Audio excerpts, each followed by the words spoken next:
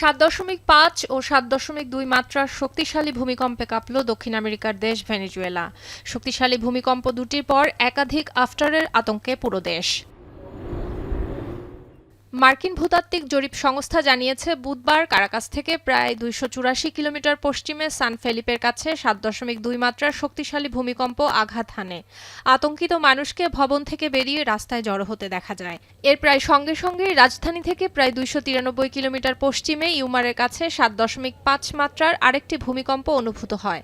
এতে রাজধানী কারাকাসের বেশ কিছু ভবন ধসে পড়ে। এই অঞ্চলে দেশটির কয়েকটি বড় তেল শোধনাগার অবস্থিত।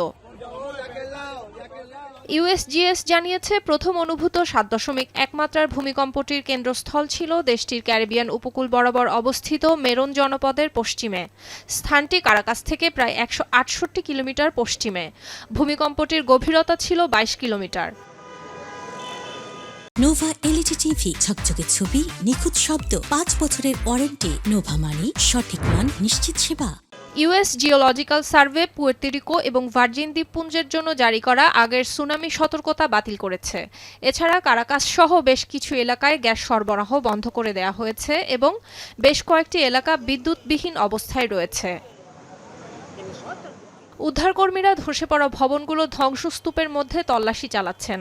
ভেনেজুয়েলার রাজধানী কারাকাসের চাকাও এলাকায় প্রায় 500 জরুরি উদ্ধারকর্মী ক্ষতিগ্রস্ত ভবনগুলো থেকে মানুষকে উদ্ধারের চেষ্টা করছেন বলে জানিয়েছেন পৌরসভার মেয়র গুস্তাভো দুকে।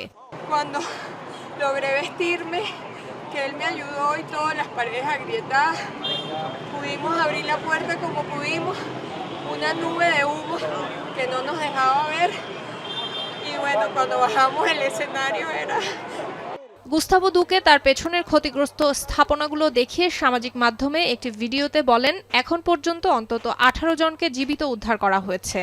তিনি আরও বলেন, অন্তত 2টি ভবন সম্পূর্ণভাবে ধসে পড়েছে এবং আরও অনেক ভবনের কাঠামোগত ক্ষতি হয়েছে। সুলতানা দিনা, এখন বিশ্ব।